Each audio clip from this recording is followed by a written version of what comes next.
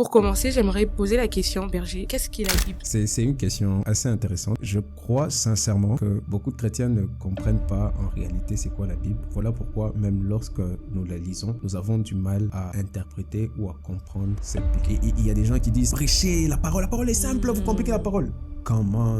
La parole n'est pas simple. La parole est compliquée. La Bible n'est pas simple, s'il vous plaît. C'est l'évangile qui est simple. L'évangile, c'est la grâce. Tu veux être sauvé, crois au Seigneur Jésus-Christ, confesse ta bouche, crois dans ton cœur, et c'est fini, tu es sauvé. Ça c'est l'évangile, ça c'est simple. La parole, elle n'est pas simple. Voilà pourquoi il y a des gens qui font la théologie. On étudie pour comprendre cette parole. Je t'ai dit, pour la plupart des gens, ils prennent l'Ancien Testament à partir de Genèse. Parce que l'imprimeur a mis Ancien Testament, Genèse. Et lorsqu'on parle de Nouveau Testament, et puis il passe, il voit Matthieu. Du coup, il dit Ancien Testament, on commence par Genèse, Nouveau Testament par Matthieu. Mais aujourd'hui, je t'apprends que c'est faux. Ok, bon. Allons déjà pour ceux qui disent la Bible donne la vie éternelle. Je vais prendre les paroles du maître enseignant Jésus. Il dit ceci, Jean le chapitre 5, le verset 39. Il dit, la Bible, vous la sondez pour avoir la vie éternelle, mais vous ne savez pas que les Écritures témoignent de moi. Donc, lorsque tu ouvres ta Bible, tu dois savoir que la chose principale qu'elle fait, c'est qu'elle témoigne de Jésus en qui nous avons la vie éternelle. Voilà pourquoi vous pouvez avoir des gens qui ont la Bible chez eux, mais n'ont pas la vie de Christ. Il y a des gens qui ont peut-être la Bible au chevet de leur lit, mais lorsque Christ reviendra, ils ne seront pas enlevés. Parce que ce n'est pas la Bible qui donne la vie éternelle. Voilà pourquoi j'ai voulu commencer par comprendre la Bible et non pas lire la Bible. Il est difficile de lire quelque chose que tu ne comprends pas. Je viens de comprendre. Je viens de comprendre. Je vais commencer par établir le contexte et définir c'est quoi la Bible. Bonjour à tous, j'espère que vous allez bien. Aujourd'hui, nous nous retrouvons avec le berger Sten Glory et nous allons parler d'un sujet assez intéressant. Nous allons parler de la Bible. Alors, avant de commencer, je vais laisser le berger se présenter. Bonsoir berger. Bonsoir Karen, comment tu vas? J'espère que vous allez bien, moi ça va. Ça va, Dieu me bénit également. Alors aujourd'hui, nous allons parler de la Bible. Effectivement, je crois que Dieu est en train de nous faire grâce et ça sera bénissant pour tout le monde. Amen. Amen. Alors ne scrolle pas, prends un café, assieds-toi, prends ton carnet, prends ton stylo et tu auras sûrement des choses à noter parce que ça sera très intéressant ce soir. Amen, amen. Et pour commencer, j'aimerais poser la question, berger, qu'est-ce que vous pensez de la Bible? Qu'est-ce qu'est la Bible? Parce que souvent, entre chrétiens, on parle de la Bible, mais certainement, on a grandi avec des définitions assez, disons, des définitions qu'on a eues sans pour autant se poser la question. So, qu'est-ce qu'est réellement la Bible? Est-ce la parole de Dieu? Est-ce un livre juste qui contient des histoires? Qu'est-ce qu'est la Bible? C'est une question assez intéressante. Je crois que c'est l'un des points percutants même de ce moment. Je crois sincèrement que beaucoup de chrétiens ne savent pas en réalité c'est quoi la Bible. Beaucoup de chrétiens ne comprennent pas en réalité c'est quoi la Bible. Voilà pourquoi même lorsque nous la lisons, nous avons du mal à interpréter ou à comprendre cette Bible. Tu l'as dit déjà au départ, quand on parle de la Bible, généralement on dit la Bible c'est la parole de Dieu. Et j'ai même entendu des gens dire par exemple la Bible, il faut lire la Bible pour avoir la vie éternelle. Si tu ne lis pas la Bible, tu n'auras pas la vie éternelle. Pourquoi? Parce que on a dit que la Bible était la parole de Dieu, la parole de Dieu, et la Bible nous donnait la vie éternelle. Cette définition peut sembler bonne, pieuse, mais elle n'est pas totalement correcte. Et je crois que nous serons en train d'aller deep dans ce sujet. Et une personne qui est en train de nous suivre sera en train de découvrir ce livre qu'il a l'habitude de lire. Et je crois que Dieu sera en train de nous faire grâce. Alors, pour définir personnellement c'est quoi la Bible, est-ce qu'on peut aller? Comme un peu cool. On va commencer déjà. J'aime pas m'appuyer seul vu qu'on parle de la Bible. On va aller dans la Bible pour lire et on sera un peu en train de casser certaines idées reçues. Déjà, quelqu'un sera en train de me prendre au mot pour dire ce qu'il est en train de dire. Tu as souvent rencontré des gens qui disent non, ce qu'il dit n'est pas biblique, tout ce qu'il dit. Déjà, la Bible n'est pas biblique. Ok. La Bible n'est pas biblique. La Bible n'est pas biblique. On a du mal à comprendre qu'est-ce qu'on veut dire par est-ce qu'elle est biblique? Est-ce que quand vous croyez à la Trinité, est-ce que la Trinité est biblique? Est-ce que la Bible est biblique? Dans la Bible, par exemple, j'ai eu à discuter avec quelqu'un récemment qui disait dans la Bible comment on peut condamner, si on doit parler de ça, l'homosexualité, si dans la Bible on n'a jamais parlé d'homosexualité. Tu vis au 21e siècle, tu es en train de parler d'un livre qui a été écrit il y a pratiquement 1600 ans et tu veux retrouver exactement les mots qu'on emploie en français aujourd'hui alors que principalement ce livre n'a pas d'abord été écrit dans la langue que tu utilises aujourd'hui. Ce qui fait que nous avons cherché beaucoup d'arguments pour expliquer certaines choses qui ne sont pas correctes et on se base sur ça pour dire ok, la Bible n'en a pas parlé de ça donc faut pas faire des doctrines par rapport à ça. Déjà si tu lisais Romains le chapitre 1er par exemple, Paul est en train de parler de l'homosexualité. Tu vas juste pas trouver le mot homosexuel parce que c'est un mot assez récent, mais les faits sont établis dans Romains le chapitre 1er. Allons déjà pour ceux qui disent la Bible, c'est la parole de Dieu, la Bible donne la vie éternelle. Ok? Je vais prendre les paroles du maître enseignant Jésus. Il dit ceci, Jean le chapitre 5, le verset 39. Il dit ceci, « Vous sondez les Écritures parce que vous pensez avoir en elles la vie éternelle. Ce sont elles qui rendent témoignage de moi. » En ces temps, on a la Torah ou le Tanakh, n'est-ce pas? On n'a pas encore la Bible parce que Jésus est là. Il est en train de parler. Il s'adresse aux pharisiens. Il y avait deux camps, généralement les pharisiens et les sadducéens. Je pense que beaucoup connaissent la différence entre les pharisiens et les sadducéens. Il y avait un mouvement politico-religieux qui regroupait deux groupes, ou qui regroupait deux catégories, je pourrais dire, les pharisiens et les sadducéens. La plus grande différence, c'était quand tu entends pharisiens, ce sont des gens qui croient en la résurrection des morts. Ils croient aussi aux esprits, aux anges et tout ce que vous connaissez en tant qu'esprit. Mais quand on parle des Sadducéens, par exemple, les Sadducéens, ils ne croient pas en la résurrection des morts et ils ne croient pas aux esprits ni aux anges. Mais ensemble, ils formaient un mouvement politico-religieux pour se dresser contre Jésus. Okay? Voilà pourquoi Paul est très intelligent. Lorsqu'on l'arrête et il demande d'être jugé à Rome, on l'amène dans un endroit, il voit que ceux qui les jugeaient étaient composés des pharisiens et des sadducéens. Alors, qu'est-ce qu'il dit? Il dit, on m'arrête et on m'amène ici parce que je défends la doctrine que vous, pharisiens, vous connaissez. Je parle d'une personne qui est morte et revenue à la vie. Lorsque Paul se met du côté des pharisiens, il crée une embrouille parce qu'il sait que c'est le point culminant qui divise ces deux personnes. Du coup, on ne peut plus les juger là et on l'amène encore quelque part d'autre. Très intelligent. Alors, Jésus est en train de parler et dit, vous sondez les Écritures, vous sondez la Torah, vous sondez la loi, les écrits des prophètes, pensant que vous allez trouver en elle la vie éternelle. Si on doit mettre le contexte aujourd'hui, vous sondez la Bible, pensant que vous allez trouver en elle la vie éternelle. Mais la Bible témoigne de moi. Voilà pourquoi j'ai toujours dit que la Bible dans son entièreté parle de la personne de Christ. Parle de la personne de Jésus, si je dois garder un terme assez évangélique. Parce que, ok, on parle de Jésus-Christ, mais comme vous le savez, Christ n'est pas le post-nom de Jésus.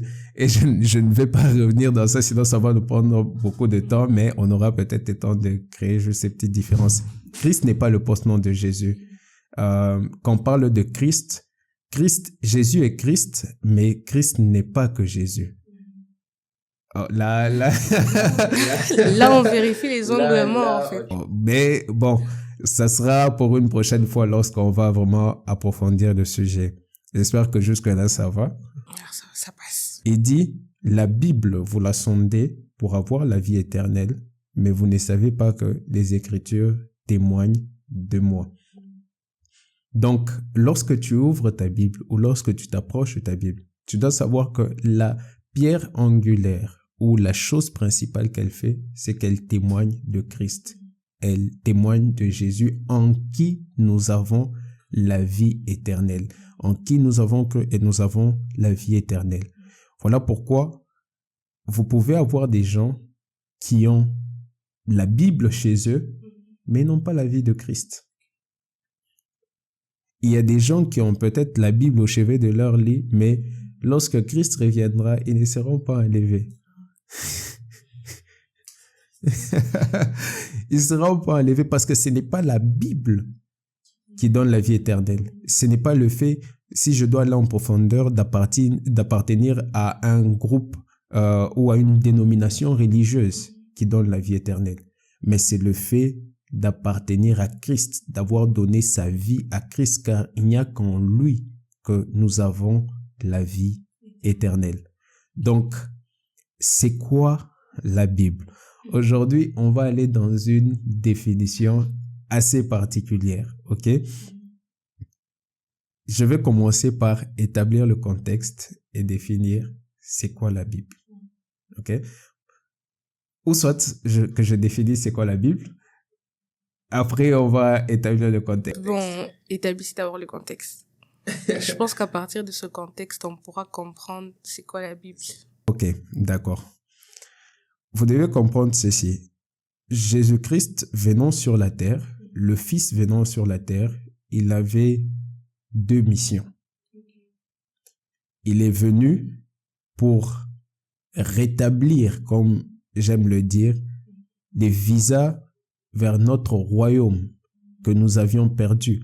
Parce que par le péché du premier homme, par le péché du premier Adam, la race humaine ou l'humanité a été condamnée. Alors, nous avons été séparés de Dieu. Au départ, nous et Dieu, nous étions... Dieu avait... Je peux utiliser le mot connaître en français, mais j'aime plus le terme yada, parce que le terme yada en hébreu explique mieux le mot connaître en français. Voilà pourquoi c'est important d'aller un peu dans l'étymologie des mots. Pourquoi? Parce que, par exemple, quand on parle de connaître en français, vous connaissez, on parle de proginosko généralement. Et ceux qu'il a connus d'avance, il les a aussi prédestinés à être semblables à l'image de son fils. Ceux qu'il a connus d'avance, ceux qu'il a proginosko. Connaître, c'est le mot ginosko en grec. Mais connaître, en hébreu, c'est le mot yada. Connaître, c'est aussi une dimension de connaître qu'on appelle epignosis. Donc, vous voyez qu'un seul mot peut avoir plusieurs dimensions. Ginosko, c'est un terme, c'est connaître dans le sens d'une relation, mais qui n'est pas vraiment une relation intime. C'est-à-dire, je connais comme un ami. Donc, lorsque je l'ai ginosko, c'est-à-dire, je connais, on partage une relation, mais ce n'est pas encore une relation intime comme un homme et une femme, mais plutôt ami, quelqu'un avec qui je partage beaucoup de choses. Mais quand on parle de yada, yada renvoie jusque même à la relation intime qu'il y a entre un homme et une femme mariés. Et lorsqu'on parle d'épignosis, c'est le ginosko encore plus approfondi. Donc, dans le jardin, l'homme était connu de Dieu, ok? L'homme était en intimité avec Dieu. Dieu venait lui parler chaque soir. Mais par le péché d'Adam, nous avions perdu cela. Parce que Dieu, dans son plan souverain, il avait déjà préparé le salut depuis jeunesse. Et il met Adam hors du jardin, non pas comme punition, mais comme moyen de le sauver. Parce que si Adam s'approchait du fruit, ok, qui donne la vie éternelle qu'il pouvait manger. Souvenez-vous, il ne pouvait pas toucher au fruit de la connaissance du bien et du mal, mais il pouvait manger le fruit qui donne quoi? La vie éternelle, de l'arbre de vie. Si Adam s'était approché de ce fruit-là encore, ayant le péché en lui, il aurait connu le même sort que Lucifer. Pourquoi Lucifer ne peut pas être pardonné? Parce que Adam pêche dans le temps. Lucifer pêche dans l'éternité. Si Adam s'approche du fruit qui donne cette vie éternelle, avec le péché en lui, le péché reste condamné sur lui éternellement. Dieu doit le mettre loin du fruit parce qu'il a une autre sémence maintenant en lui. Donc Dieu protège l'homme en quelque sorte. Exactement. Lorsque Dieu met Adam et Ève hors du jardin, ce n'est pas vraiment une punition, mais Dieu est en train d'essayer de réparer quelque chose avant que l'irréparable ne se produise. Parce que depuis Genèse, Dieu a déjà commencé à préparer le plan du salut. Maintenant, vous allez voir que pour être un peu plus rapide et définir c'est quoi la Bible, Dieu a mis l'homme en dehors, n'est-ce pas? L'homme a été séparé de Dieu. Mais non seulement nous avons perdu cette relation, cette intimité, la deuxième des choses, c'est que nous avons perdu la domination sur la terre. L'homme à qui la terre avait été donnée, l'homme donne les clés maintenant à Lucifer par sa désobéissance. Voilà pourquoi lorsque Satan vient tenter Jésus et lui dit, regarde, tous ces royaumes, tous ceux-ci m'ont été donnés. Dieu ne lui a jamais donné ça. C'était Adam par sa désobéissance. Il lui a donné parce que c'est Adam qui possédait l'entité qui s'appelle terre. Il faut savoir que Dieu a deux grandes entités. Le ciel, première entité, la terre, deuxième entité. Le psaume 115 dit, le ciel appartient à l'Éternel, les cieux sont les cieux de l'Éternel, mais il a donné la terre aux fils des hommes. Alors, vous voyez qu'il y a deux choses qui se causent dans le jardin. Premièrement, on perd l'accès à notre royaume initial, comme il est mis hors d'Éden, hors de l'atmosphère. Deuxièmement, il perd la domination. Le dernier Adam vient donc pour établir deux choses.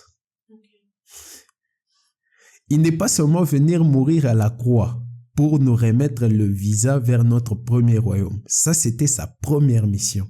Mais la deuxième mission, il est venu pour nous rétablir dans la domination sur l'entité qui s'appelle terre, que nous avions perdue. Et c'est là que beaucoup de chrétiens ne comprennent pas. C'est très intéressant. C'est très intéressant. Généralement, lorsqu'on parle de ça, on dit Jésus-Christ est venu, il est mort à la croix pour nous donner le salut. Et puis on s'arrête là. Non, il n'est pas venu que pour ça. Voilà pourquoi d'ailleurs, je vais dire quelque chose de dangereux. Je pense qu'on va me lapider. Non, faut seulement dire. Allez-y seulement. Écoute, Karen. Jésus-Christ, en venant sur la terre, n'a jamais eu un message de grâce. Yeah. Écoute ceci. Jésus-Christ, en venant sur la terre, il est venu pour que, par sa mort, qu'il introduise l'ère de la grâce. Ok? Parce que partout où il y a un testament, il faut que la mort du testateur soit constatée pour que le testament entre en vigueur. Donc, par la mort de Jésus-Christ, Galates 4 nous dit, lorsque les temps furent accomplis, Dieu envoya son Fils né sous la loi. Jésus-Christ est né sous la loi. Voilà pourquoi Matthieu, Marc, Luc, Jean, ce n'est pas le Nouveau Testament. on va aller en profondeur encore là. Ok?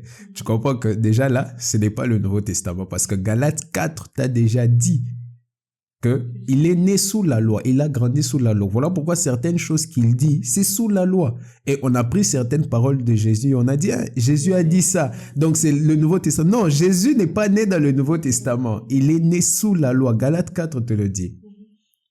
Et aussi on va aller dans Hébreux 9, qui nous fait comprendre que ça c'est l'Ancien Testament.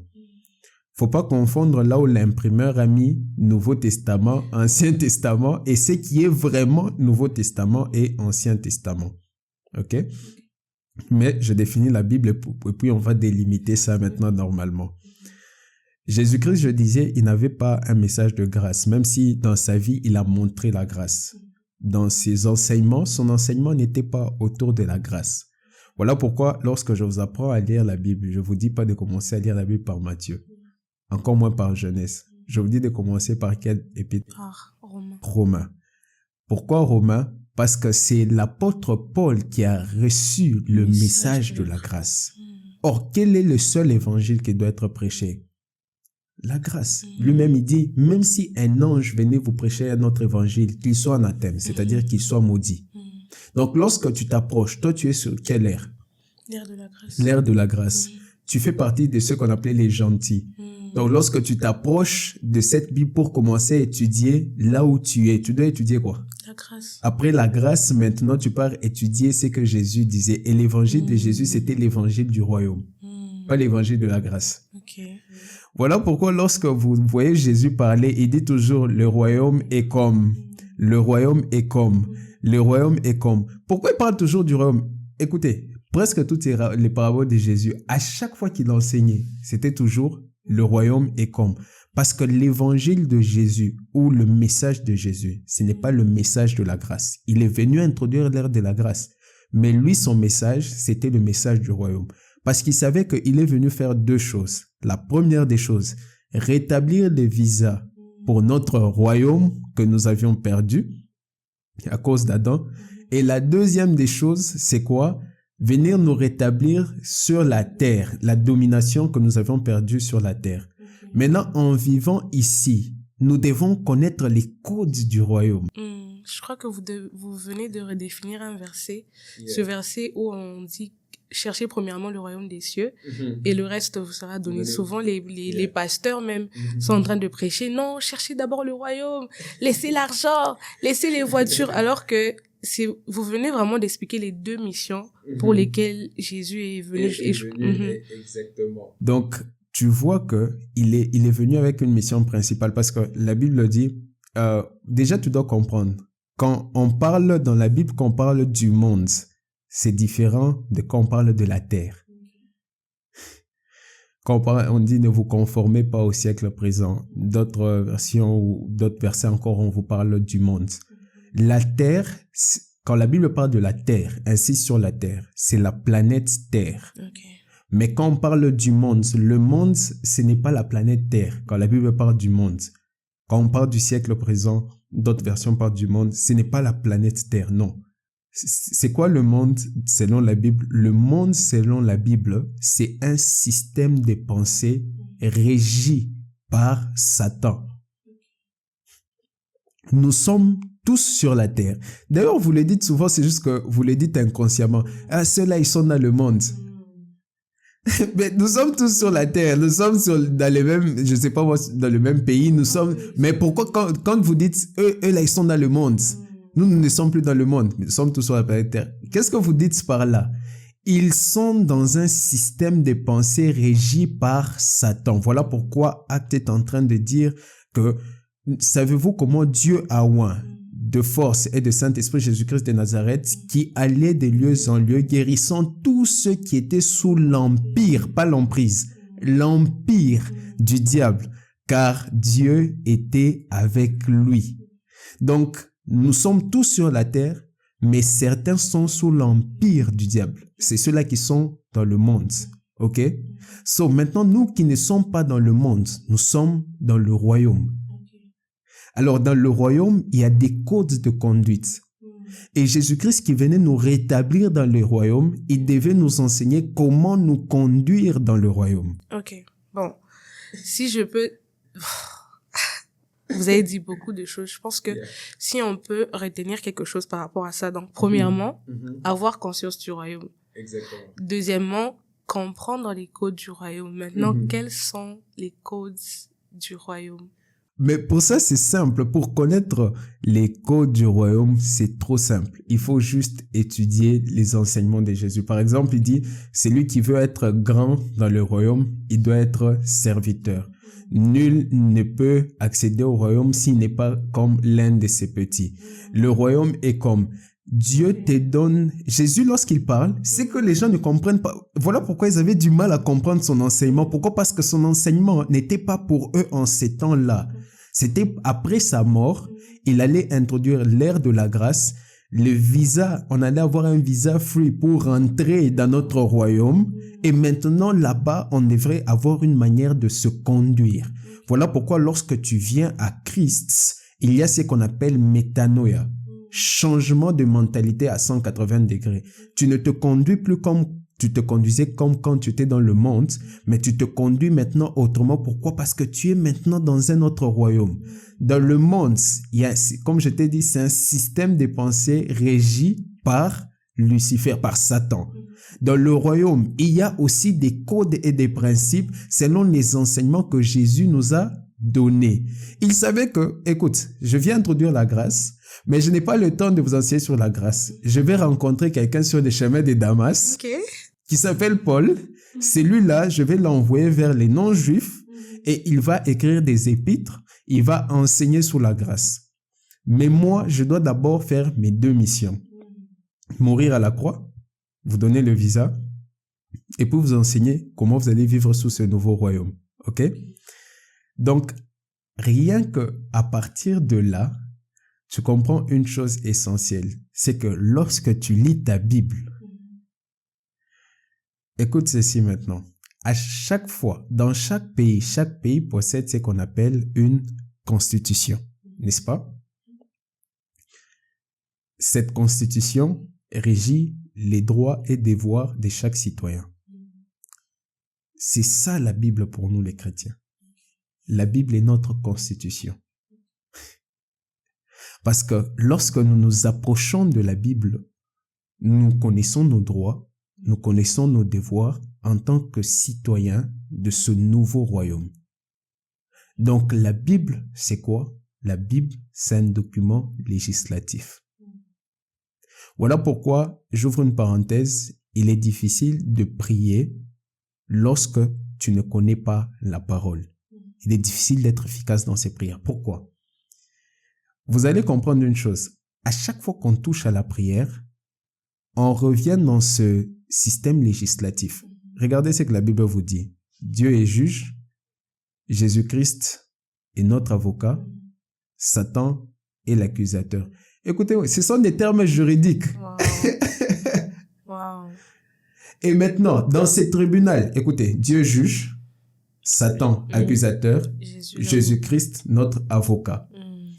Dans ce tribunal, dans chaque tribunal, il doit avoir un document où sont inscrits les codes pour plaider ta peine, pour savoir si tu dois être acquitté ou pas. Si on a des lois pénales, par exemple, dans certains pays, si on a certaines lois dans nos pays, notre constitution, pour les chrétiens, dans ce tribunal spirituel, c'est là qu'on a la Bible. C'est fort. So, imagine-toi maintenant, imagine-toi, il y a des gens qui prient, mais ils ne connaissent pas la parole. Du coup, ils partent plaider leur cause dans un tribunal où ils ne maîtrisent pas les lois. Donc, parfois on prie, Dieu il nous regarde et dit, mais tu pries par rapport à quoi? Tu joues à quoi? Tu joues à quoi? Tu joues à quoi? Voilà pourquoi Dieu étant juste et bon, Romains 8, il dit, parfois nous ne savons pas ce qu'il convient de demander, mais le Saint-Esprit intercède pour nous par des soupirs inexprimables. Donc, lorsque nous nous approchons, voilà pourquoi je t'ai dit, ta Bible, c'est un document juridique. Je t'ai juste donné l'exemple de la prière. Jésus-Christ, notre avocat, Satan l'accusateur, Dieu juge. Vous savez, lorsque Job dit, je sais que mon Rédempteur est vivant et il s'élèvera même le dernier. Vous savez pourquoi? Je vais vous dire une chose. Vous savez pourquoi dans plusieurs situations, vous avez toujours tendance à voir qu'on dirait que Dieu s'élève toujours en dernier. Écoutez même ce que la Bible dit. Le malheur atteint souvent les justes, mais l'Éternel l'en délivre toujours. On dirait que première action, le malheur atteint. Deuxième action. Je viens de comprendre. Je viens de comprendre. Première action, le malheur atteint. Deuxième action, l'Éternel l'en délivre. Job aussi, il est dans ce tribunal, l'accusateur est là. Mais le problème de Job, il est sous une dispensation où l'avocat n'est pas encore entré dans le tribunal. Oh my God! mais l'avantage pour toi et moi, c'est que nous sommes dans une dispensation où l'avocat est déjà dans le tribunal. Mais Job dit quelque chose, il ne sait pas qu'il est inspiré par l'Esprit. Il dit une chose, il dit, je sais que mon Rédempteur est vivant et il s'élèvera même le dernier. Écoute-moi, si tu connais un peu les codes, juridiques, comment ça se passe dans un tribunal, la partie défenderesse passe toujours après la partie accusatrice. Lorsque vous entrez dans un tribunal, L'accusation passe toujours en premier. Il donne les charges, il donne ceci. Après, ok, c'est maintenant la place de la partie défenderesse. Donc, lorsque tu entres dans les tribunaux, Lucifer est toujours le premier à parler. Voilà pourquoi tu peux voir que, on dirait que tu subis des injustices. Oh my God. Le problème, c'est que quand tu commences à subir des injustices, tu penses que, oh, Dieu m'a abandonné. Non, c'est fini, Dieu m'a laissé. Non, calme-toi. C'est le temps de la partie accusatrice. Le malheur atteint souvent le juste. Mais j'aime une chose. Pour que le malheur t'atteigne, on utilise souvent. Donc, ça peut rater. Donc, quelquefois. Mais lorsqu'on dit l'Éternel en délivre, on ne dit pas souvent. On dit toujours. Iratakate. On dit toujours, toujours. Donc, tu peux vivre des injustices. Tu peux voir que le diable, on dirait, il est en train de t'attaquer. Il est en train de faire ci. Écoute, c'est le temps de la partie accusatrice. C'est le temps de la partie accusatrice. Mais rassure-toi d'une chose, le temps de la partie qui te défend, le temps de l'avocat viendra après. Et ça, c'est une assurance. Tu vois, tu comprends ça lorsque tu commences à comprendre ta Bible. Et maintenant, là, lorsque tu as ta Bible, tu sais, ça, c'est la Constitution. C'est là que sont inscrits les lois et les devoirs.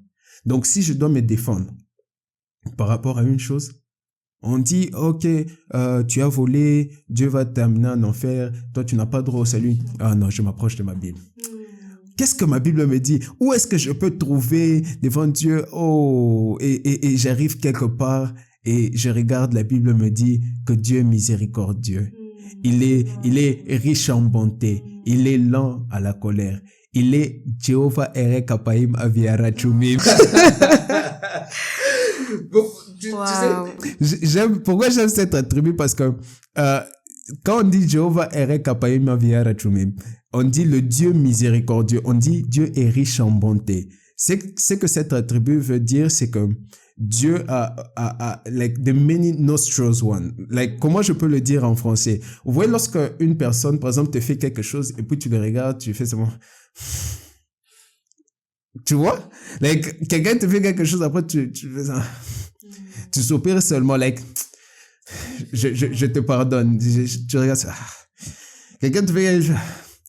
En fait, c'est ce que Jehovah Erek Apaima Viara Chumim veut dire. C'est-à-dire quoi? À chaque fois que tu fais quelque chose, Dieu... Donc, il fait que soupirer. Dieu est tellement riche en bonté, tellement miséricordieux. Vous savez, le mot riche là, quand tu pars dans sa racine grecque, c'est le mot qu'on utilisait pour certains membres de la société dont on ne pouvait pas estimer la richesse. Vous voyez, par exemple, aujourd'hui, on dit il y a des gens qui sont tellement riches qu'on ne sait pas estimer leur richesse. Maintenant, on utilise le même terme riche pour parler de la miséricorde de Dieu. Donc, on dit Dieu est tellement riche en miséricorde que même lui-même, il ne peut pas estimer, il ne peut pas calculer sa miséricorde. Donc, c'est tellement, au fait, laissez-moi rentrer dans les messages sur la Bible. Donc, la Bible, c'est notre constitution. La Bible, c'est notre constitution. La Bible, c'est un document législatif. Éphésiens, le chapitre 2, le verset 20. Vous avez été édifiés sur le fondement des apôtres et des prophètes, Jésus-Christ lui-même étant la pierre angulaire. Je vous l'ai montré récemment, l'Ancien Testament a été écrit par les prophètes, par l'office des prophètes ou l'office prophétique. Le Nouveau Testament par l'office apostolique. Et on dit Jésus-Christ lui-même étant la pierre angulaire. Donc, à chaque fois que tu t'approches de la Bible, comprends que c'est un document législatif d'abord. Alors, qu'est-ce qui se passe? Lorsque maintenant tu commences à comprendre ta Bible, là seulement, tu sauras comment la lire. Je t'ai dit que c'est un document législatif, n'est-ce pas? Si c'est un document législatif, c'est un document qui représente deux législations. Les deux législations qu'on appelle Ancien Testament et Nouveau Testament. Je t'ai dit, pour la plupart des gens, ils prennent l'Ancien Testament à partir de Genèse. Parce que l'imprimeur a mis Ancien Testament, Genèse. Il met Ancien Testament et puis lorsque tu parles Genèse, oh my gosh. Et lorsqu'on parle de Nouveau Testament, et puis il passe, il voit Matthieu. Du coup, il dit Ancien Testament, on commence par Genèse, Nouveau Testament par Matthieu. Mais aujourd'hui, je t'apprends que c'est faux. C'est faux. Désolée. Ça fait mal, hein? Mais bon, on va aller quand même dans la Bible pour qu'ils ne disent pas, ouais, parfois les gens, ils sont là et puis ils disent, non, je suis pas d'accord avec ce qu'il dit. Bon, si tu n'es pas d'accord avec moi, alors vérifions quand même dans la Bible parce que tu peux pas contredire la Bible. Galates chapitre 4, le verset 4, la Bible dit, mais lorsque les temps ont été accomplis, Dieu a envoyé son fils, Jésus, né d'une femme, né sous la loi. Est-ce que je dois ajouter quelque chose?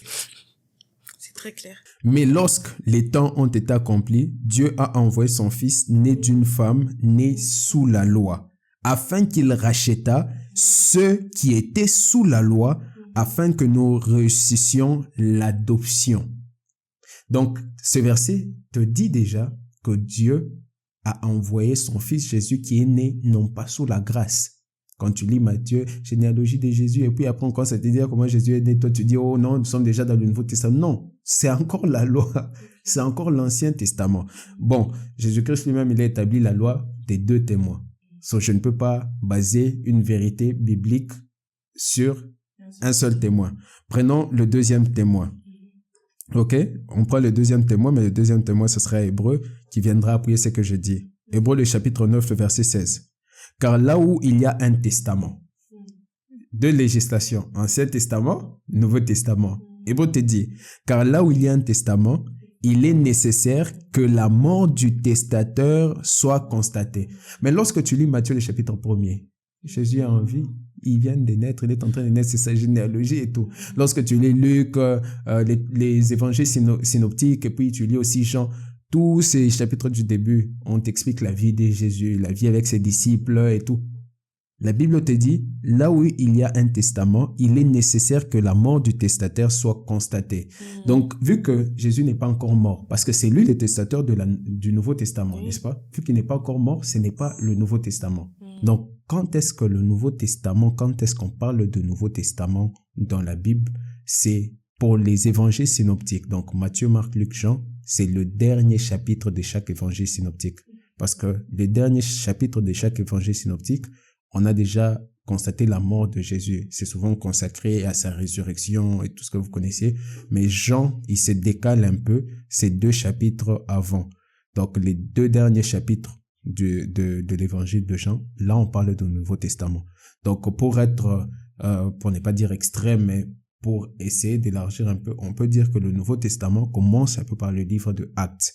Voilà pourquoi, d'ailleurs, pour sceller le Nouveau Testament, l'Esprit doit venir parce que c'est une nouvelle législation. C'est un nouveau gouvernement. Vous avez été conduit par la loi. Mais maintenant que nous passons une nouvelle législation, il doit y avoir un nouveau législateur. C'est lui qui va, oui, c'est lui qui va nous conduire maintenant. Et qui va nous conduire maintenant? Le Saint-Esprit. Voilà pourquoi dans la nouvelle législation, on dit marchez selon l'Esprit. Vivez selon l'Esprit. Le Saint-Esprit fait ceci. Parce que tout est autour de l'Esprit parce que c'est lui qui vient maintenant. Regardons maintenant l'Ancien Testament.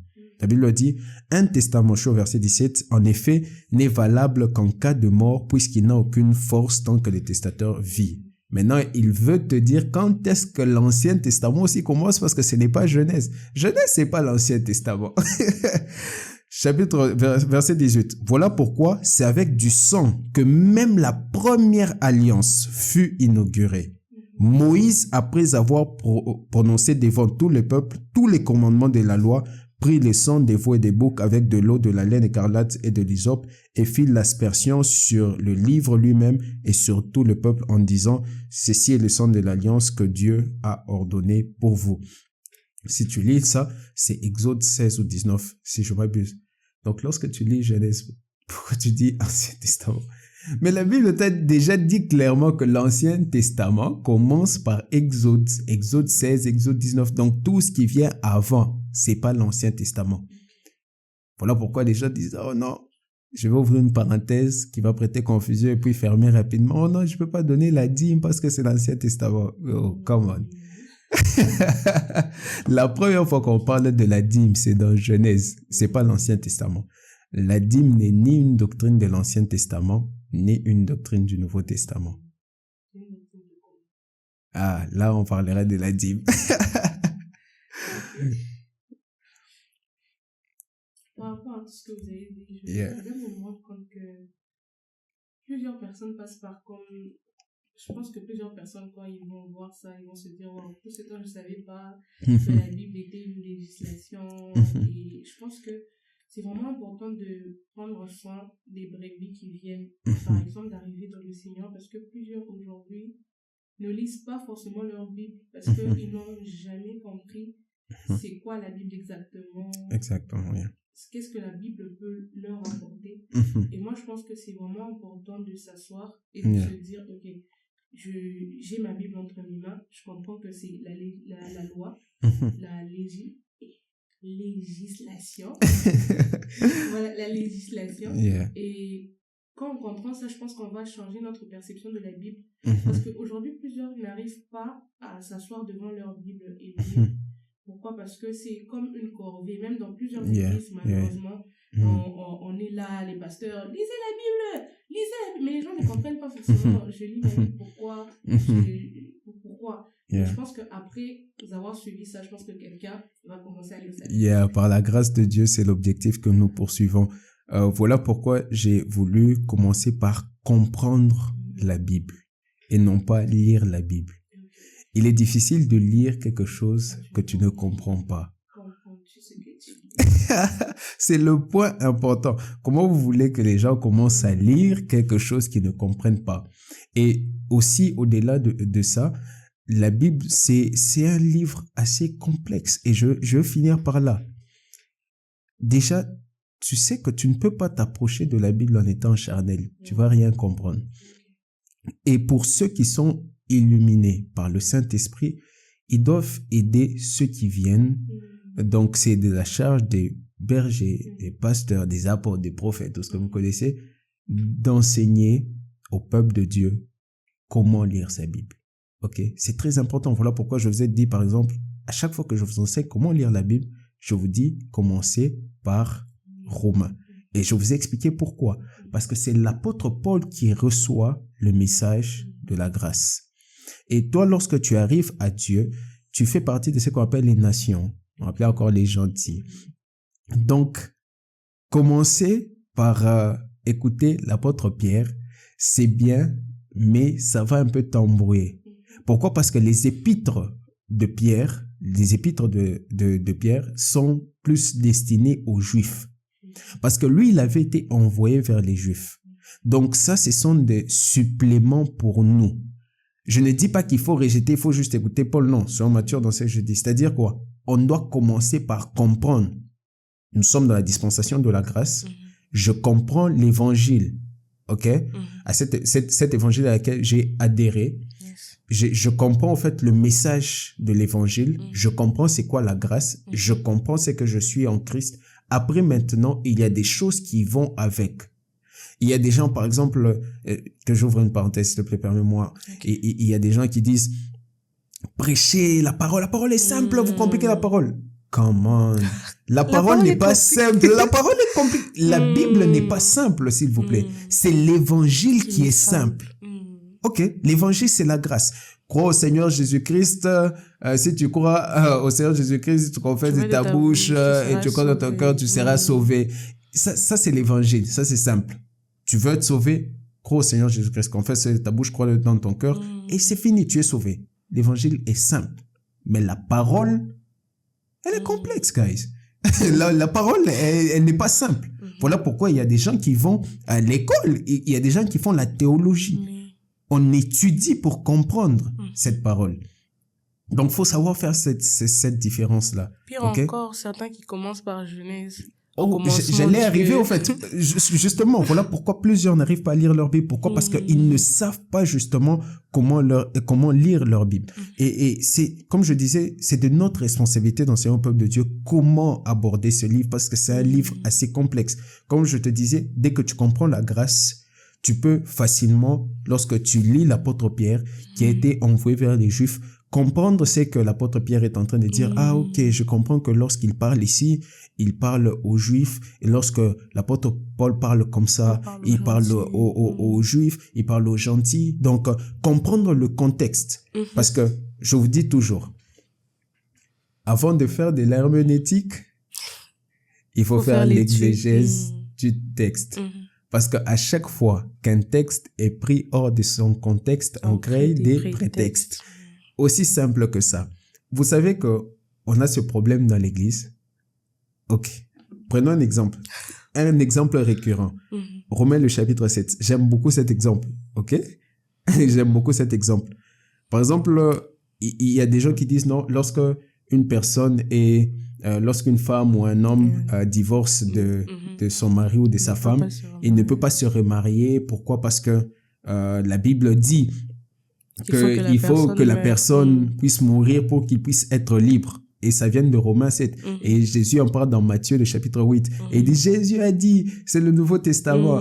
Jésus est en vie. Matthieu, chapitre 8, c'est la loi. Il n'est pas encore mort. C'est l'Ancien Testament. Il faut arrêter. Il faut arrêter ça. Tu vois, en fait, que si tu ne comprends même pas les délimitations des législations, tu vas mal comprendre ce que Jésus est en train de dire. Jésus est en train de dire, c'est que eux connaissaient de la loi. Il n'est pas en train de dire que c'est ça le nouveau message, c'est ça la nouvelle législation. On vous a sorti de la circoncision, on vous a sorti de tout ça. Pourquoi? C'est ce que Paul dit à Galates. Ce que Moïse dit. Paul dit à Galates, lorsqu'il écrit cette lettre, il dit, mais pourquoi vous êtes en train de retourner sur le joug alors que Christ vous a rendu libre? Romains chapitre 7, c'est là que ça vient. Ignorez-vous, frères, car je parle à des gens qui connaissent la loi, que la loi exerce son pouvoir sur l'homme aussi longtemps qu'il vit. Ainsi, une femme mariée est liée par la loi à son mari tant qu'il est vivant. Mais si le mari meurt, elle est dégagée de la loi qui l'a liée à son mari. Si donc, du vivant de son mari, elle devient la femme d'un autre homme, elle sera appelée adultère. Mais si le mari meurt, elle est affranchie de la loi, de sorte qu'elle n'est point adultère en devenant la femme d'un autre. Déjà, lorsque quelqu'un a lu ça, il dit, ok, une femme ne peut pas se remarier, un homme ne peut pas se remarier, parce que la Bible dit que le mari ou la femme doit d'abord mourir pour qu'il puisse être libre. Verset 1er. Ignorez-vous, frères, car je parle à des gens qui connaissent la loi. Il est Tu es sous la loi. Tu es juif. Mais pourquoi, en fait, tu es en train d'écouter? Paul tu sautes même, en fait. Tu sautes même. L'apôtre Paul fait un emprunt à une culture qui est purement juive, à une culture qu'on retrouve sur la législation passée, sous la loi, pour expliquer ce qui va se faire. De même, frères, vous aussi, vous avez été, par le corps de Christ, je suis au verset 4 de Romains 7, mis à mort en ce qui concerne la loi. Il explique maintenant que, parce que nous sommes mis à mort en ce qui concerne la loi, nous sommes affranchis. Nous pouvons maintenant passer à cette étape-là, dépasser cette étape-là pour maintenant accueillir la grâce. Pourquoi? Parce que si nous n'étions pas morts à la loi, nous ne pouvions pas accueillir la grâce. Lorsque tu lis en ne comprenant pas le contexte, tu ne comprends pas que l'apôtre Paul est en train de faire un emprunt. Alors quelqu'un va me dire, mais Jésus le répète dans Matthieu 8, mais qu'est-ce que tu dis? Jésus le répète dans Matthieu 8. Ok, on va le dire. on va quand même le dire. Il dit non, Jésus, je pense que c'est Matthieu 8. Il dit, ok, une femme qui ne répudie pas sa femme. Et on va dire, ok, parce que Jésus l'a dit dans Matthieu 8, donc c'est le Nouveau Testament. Et on ne doit pas dire ça. Ok, je suis là. Je pense que c'est Matthieu, on va retrouver le verset. Matthieu 8.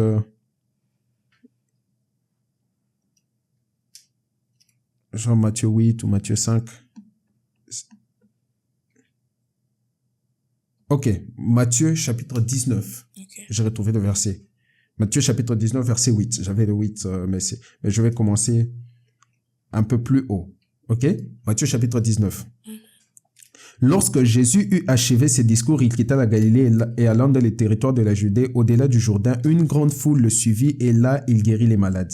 Les pharisiens l'abordèrent et dirent pour l'éprouver, « Est-il permis à un homme de répudier sa femme pour un motif quelconque ?» Il répondit, « N'avez-vous pas lu que le Créateur au commencement fit l'homme et la femme ? Et qu'il dit, c'est pourquoi l'homme quittera son père et sa mère et s'attachera à sa femme et les deux deviendront une seule chair.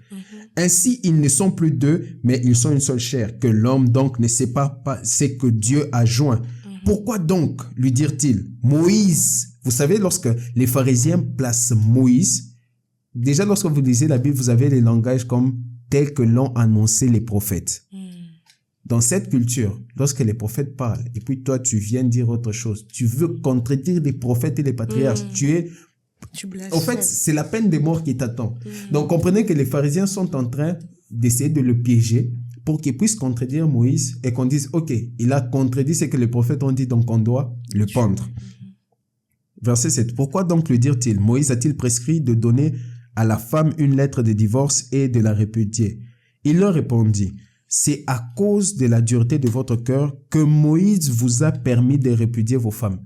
Comme j'ai toujours dit, vous savez, le problème des divorces, c'est pas Dieu, c'est Moïse. Dieu est le divorce. Dieu n'aime pas le divorce. Dieu n'approuve pas le divorce. Mais à cause de la dureté de votre cœur, Moïse vous a dit, vous pouvez aller. Au commencement, il n'en était pas ainsi. Jésus dit, au commencement, il n'en était pas ainsi. Mais je vous dis que celui qui répudie sa femme sauf pour infidélité et qui en épouse une autre commet un adultère. Il fait un emprunt à ce que Moïse a dit, à ce que la loi dit. Jésus n'est pas en train de dire, c'est ça la nouvelle loi, c'est ça sous cette législation. Non, Jésus est en train de parler comme ils veulent qu'il puisse parler. Il est en train de dire ce que Moïse a dit. Parce que s'il disait autre chose, les pharisiens trouvent une opportunité de le lapider. Tu vois, Karen, il est important de comprendre le contexte lorsqu'on lit des Écritures. Sinon, on passe à côté et on commence à créer des prétextes pour dire, OK, on a dit ça. Donc, c'est ça. So, comme tu le disais, lorsqu'on n'enseigne pas aux gens comment lire la Bible, qu'est-ce qui se passe? Quelqu'un ouvre sa Bible comme un roman. Allez. Première erreur de plusieurs personnes qui veulent lire leur Bible. Il ouvre sa Bible, après il commence à lire Genèse. Genèse, tu sais, Genèse, ce qui est beau, c'est que ça commence un petit conte des faits, hein. Au commencement, Dieu créa les cieux et la terre. Vous savez pourquoi il est facile de lire le Nouveau Testament, plutôt l'Ancien Testament? Parce qu'il y a beaucoup d'histoires. Et l'homme est un être qui se crée facilement des images dans la tête. Tu sais pourquoi tu lis l'histoire de David? Parce que quand tu lis David a fait ci, David a fait ça, tu te crées déjà, voilà. Tu imagines déjà ces choses, tu te crées déjà ces films et ça passe facilement. On fait même des chansons. David a dansé. Mais lorsque maintenant, tu passes au Nouveau Testament où ça gère des problèmes doctrinaux, où ça gère des problèmes sur le prosélytisme juif. Oh là, les Nicolaïtes, sa doctrine des Nicolaïtes. Tu commences à te dire, ben c'est quoi ça? Tu peux pas lire.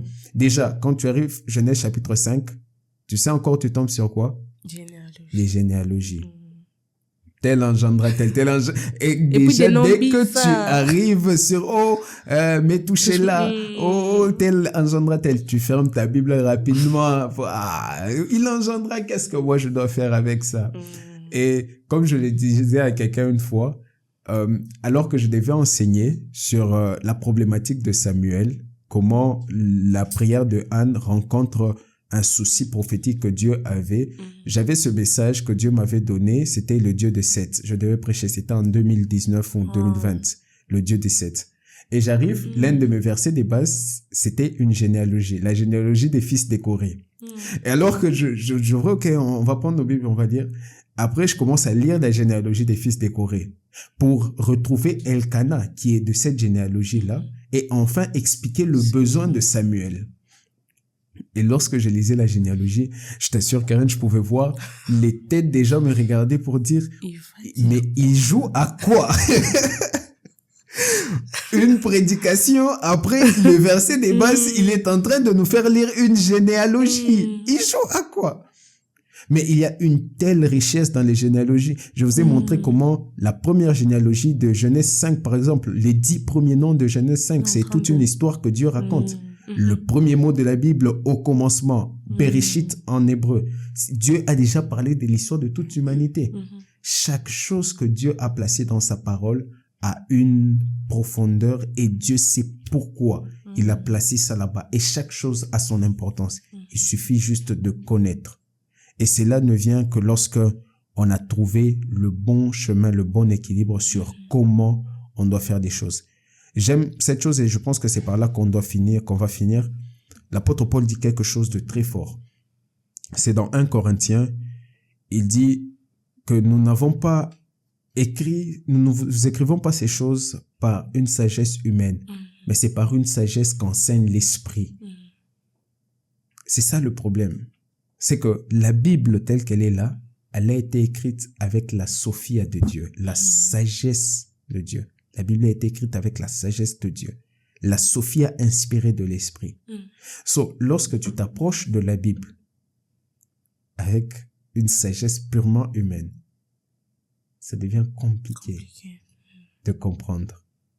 Pourquoi? Parce que tu vas essayer d'utiliser ton intelligence humaine pour comprendre ce qu'elle dit, alors que il faut voir au-delà de ce qui est simplement écrit. Tu sais, il y a tellement de choses à dire, et je crois que si on doit continuer encore, là on va juste faire cette première partie, et par la grâce de Dieu, je crois qu'on reviendra pour une deuxième partie. C'est ça? Donc, on va juste faire cette première partie. Après, je crois que les gens étaient bénis, les gens seront bénis. Après, on va attendre les questions, les feedbacks. Et sur ça, on va rebondir sur la deuxième partie. Merci beaucoup, Berger, pour la session de ce soir. Merci à toi. Nous avons beaucoup appris et nous croyons que certainement quelqu'un sera béni par cette vidéo et quelqu'un a appris comment lire sa Bible, mais surtout à s'approcher de sa Bible. Alors nous nous retrouvons pour une prochaine vidéo, pour une prochaine session. N'hésitez pas à partager autour de vous afin qu'un plus grand nombre soit béni. À bientôt. Vois-tu, nous disons généralement, mon peuple périt faute de connaissance. Mais avec le temps, j'ai réalisé une chose, c'est qu'il y a une dimension plus profonde et plus dangereuse que l'ignorance. Ce sont les fausses informations. Étant un enseignant, j'ai réalisé qu'il est facile d'enseigner une personne qui est ignorante. Mais il est très difficile d'enseigner une personne qui a des fausses informations. Et le maître enseignant Jésus a utilisé une méthode pédagogique que j'appelle le processus de redéfinition. Lorsque tu lis Matthieu le chapitre 5, tu vois le maître Jésus en train de dire « Vous avez appris que, mais moi je vous dis ». Il commence par détruire la connaissance que les gens de son temps avaient par rapport à certains concepts avant de commencer à redéfinir le concept selon les principes nouveaux du royaume nouveau qu'il était en train d'amener. C'est là que se trouve le problème des chrétiens. C'est ce que j'appelle le processus de redéfinition. Alors, il y a une idée reçue ou des idées reçues, par exemple par rapport au concept de la prière. Cette technologie spirituelle qui a été inspirée par Dieu afin d'être un moyen de former l'homme, aujourd'hui est utilisée pour informer Dieu. Ta vie de prière se résume à demander, à informer. Mais il y a bien plus que ça sur la prière. Voilà pourquoi je dis toujours que le processus de définition de la prière selon le concept humain a fait que la prière est devenue un moment où le chrétien utilise Dieu. Je suis Stan Glory et j'ai écrit « Redéfinir la prière ».